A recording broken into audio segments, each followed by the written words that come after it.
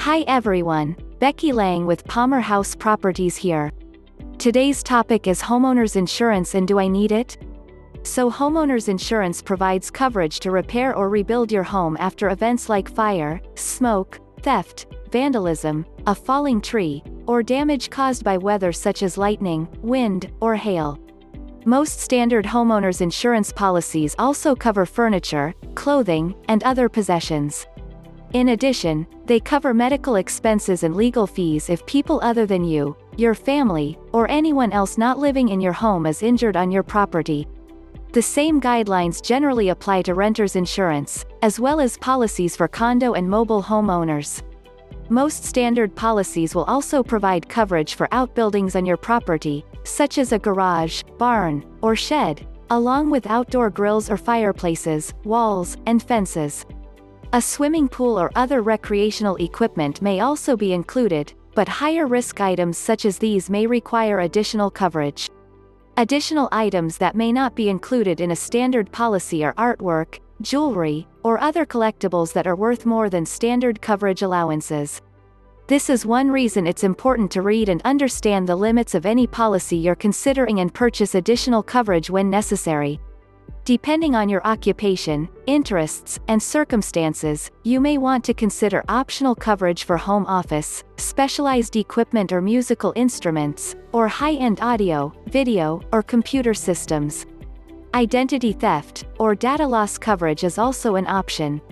It's a good idea to take an inventory of your possessions, including your vehicles, artwork, and other valuables. A basic rule of thumb is to make sure you buy enough coverage to replace your home and its contents, as well as to cover additional living expenses if you have to move out. Be honest in your assessments and make sure that any policy you consider is sufficient. What are the types of homeowners insurance? There are two basic types of homeowners insurance: actual cash value policies and replacement cost policies. An actual cash value policy factors in depreciation and inflation, meaning that reimbursement for appliances and upgrades made to a kitchen 10 years ago, for example, would be paid at some percentage of their original cost. A replacement cost policy ensures that items are replaced with comparable new ones without accounting for depreciation or inflation. An actual cash value policy could leave you short of funds to rebuild your home in the event of a total loss. The cost to rebuild your home may change over time, due to rising construction costs and other inflationary pressures. Many factors are at play here, from how long you've owned your home, to fluctuations in property values, to changes in building codes and material and labor costs. For example, rising property values could make your home worth several times more than when you bought your policy, with corresponding increases in material and labor costs. Stricter building codes may require additional and more costly materials than those used when your home was originally constructed. For these reasons, every insurance industry expert we spoke with recommended purchasing a replacement cost policy if you can afford one. Is homeowners insurance required? Homeowners insurance isn't required by law, but that doesn't mean you won't be required to get it.